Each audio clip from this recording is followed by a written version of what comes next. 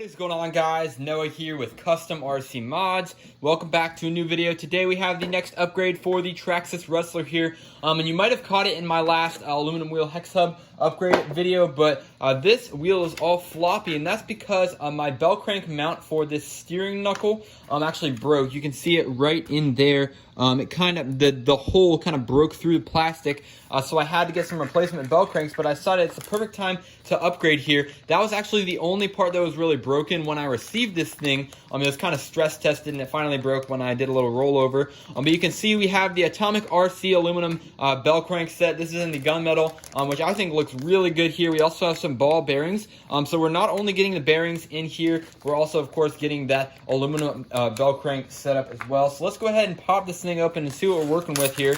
It should be pretty self-explanatory to install this, but as you can see, really quality build on this.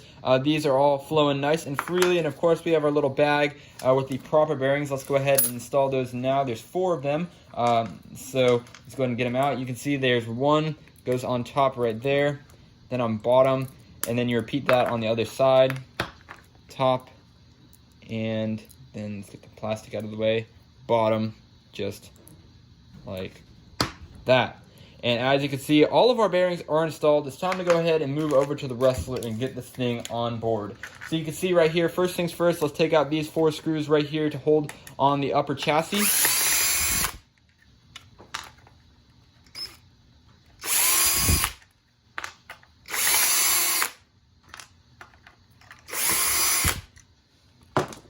And then we're going to go ahead and use the 3mm nut wrench and take off this nut right here. And I'm also going to go ahead and get a Phillips head screwdriver to hold on the screw under the steering block right there, or the front axle carrier, depending on what you want to call it. Then you can see the front knuckle is going to slide off just like that. We're going to repeat the same thing on the other side right here. So we've got our screw that goes, or our wrench that goes in up top, holding on that 3mm nut. And just remove it just like so. We're not going to back out the screw, just take off the little 3mm nut right on top that's holding on the little steering turnbuckle right there. So now with that done, you can see we can easily slide this out and have access to the servo and our steering bell cranks right here. Now we're going to take this 2.5mm wrench right here and take off the 2 steering posts right here, the screws that hold on the bell cranks. So just like that. And there we are. So there's going to be a Teflon washer and a metal washer right on there. So kind of just keep that kind of in the back of your memory right there, as well as we're going to go ahead and take off this screw right here that holds on the steering arm to the servo linkage.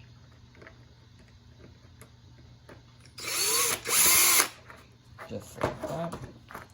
Now we can go ahead and pop off the bell crank assembly, just like so. Make sure we get all of our little washers on there. Make sure there's a Teflon washer on each side of this post, on each post just like that. I'm going to go ahead and remove the old screw for the turnbuckle right there. And now you can see we have the old bell cranks just like that. Here is the new ones. It's basically the same exact thing, just in this gunmetal aluminum alloy material. So we can go ahead and first go attach our little turnbuckles. There's a little adjustment hex right there that we're going to go ahead and place towards the outside. So the hex is going to be closest to the steering block out here. Then we're going to take some Loctite. I always like to go ahead and get something to contain my Loctite when I'm doing that. So let's go ahead and open this up just so I don't get Loctite all over the place, just like that. And I'm just going to get some on the threads right here.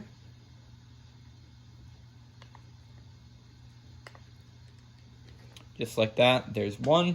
Then this is going to go through the steering knuckle just like that, or the steering turnbuckle just like that, and then screw into place like so. And you want to go slow, just like that. It'll grab the aluminum really, really well. You can see, check for proper movement just like that, and then repeat the process on the other side with a Loctite. Now your steering knuckles are both installed. It's time to go ahead and get this installed on the upper chassis portion right here. So just down like that. And then you can see this. There's going to be a metal washer, a Teflon washer on this big long screw right here. So press that into place just like so.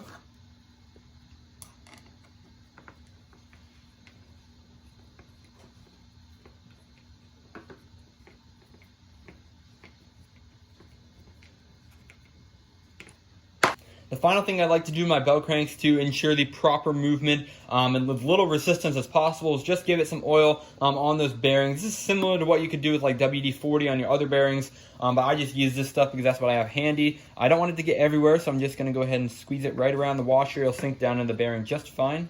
So just like that, all around, then kind of wipe off the excess just like that. So now you can see, at least on that bearing, I went ahead and already did it on the other underside before I installed it. So now that's all in place. The last thing we have to do is go ahead and install that final screw for the servo arm. So go ahead and center out the servo just like that.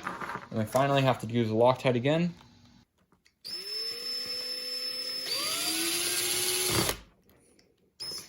Just like that. So everything's tight, it's been Loctited down. You can see that our bell cranks work properly when moved back and forth. Finally, go ahead and swing your turnbuckles back out to the side like that. Then we're going to take the front and go ahead and push it back down into the chassis of the vehicle. Make sure to route your servo wire as desired, kind of around. I just like to put it under the servo, just like that. And then, as you can see, everything should just kind of key back into place. All the screw holes will line up, and we'll go ahead and reinstall the 4 screws, as well as the 3mm nuts that hold on the steering blocks. Alright, so as you can see here, the Rustler is all put back together, and I'm really happy with this. Of course, the plastic bell cranks is what we'll be leaving behind, and as you can see right there, that little screw hole just ripped right out in a hard tumble that this car took.